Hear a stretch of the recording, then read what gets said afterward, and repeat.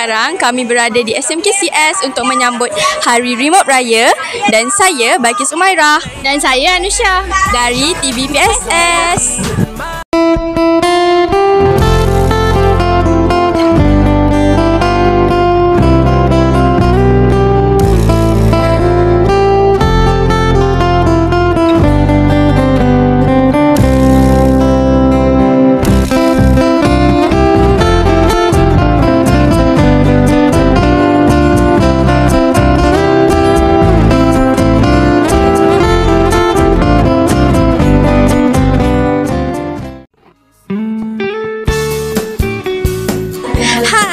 Cantiknya baju awak. Awak beli dekat mana?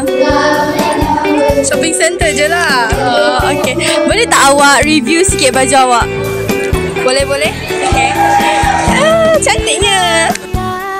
Hai cikgu, cantik. Cikgu nak tanya, cikgu beli pakaian cikgu kat mana? Hai, okay. Cikgu beli baju dekat Jelentah, dekat Ustazah Eksklusif nama kedai tu. Cikgu lah. Saya beli baju, tudung, baju semua di Kenanga Mall, kasut TikTok. Okay, cikgu pusing sekali boleh? Boleh. Okay. Cantik cikgu. Hai cikgu. Cantiknya baju cikgu. Cikgu beli dekat mana? Terima kasih. Kita beli dekat Liana Rahman. Tahu tak Liana Rahman? Cantik ke? Cantik. Cikgu boleh tak review baju cikgu? Review. Nak kena bangun ke? Nak catwalk ke? Gitu. Okay, biasa je sebenarnya. Gitu. Cantik lah. Selamat sejahtera Puan. Okay, saya nak tanya, apa pendapat Puan untuk remote hari raya? Selamat sejahtera.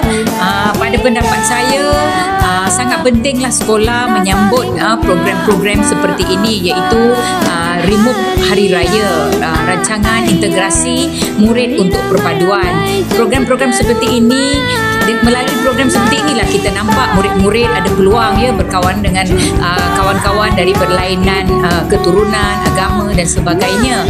Dan di sekolah kita ni, seperti yang saya pasti kamu pun perasan, sangatlah meriah raya kita pada tahun ini kerana semua murid memberi kerjasama. Bukan murid sahaja, cikgu-cikgu dan juga ibu bapa. Ramai ibu bapa yang telah membantu membawakan makanan untuk anak-anak mereka dan sebagainya. So saya sangat gembiralah melihat kerjasama yang diberi oleh guru-guru, murid-murid, ibu bapa di sekolah ini. Okay, baik, terima kasih Puan. Itu sahaja untuk remote hari raya SMKCS tahun ni. Jumpa lagi tahun depan. Bye. Saat kau menangis, open your hands for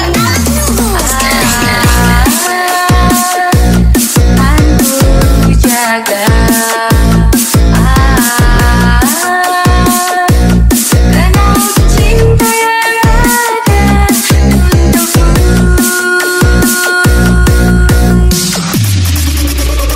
Everybody clap your hands.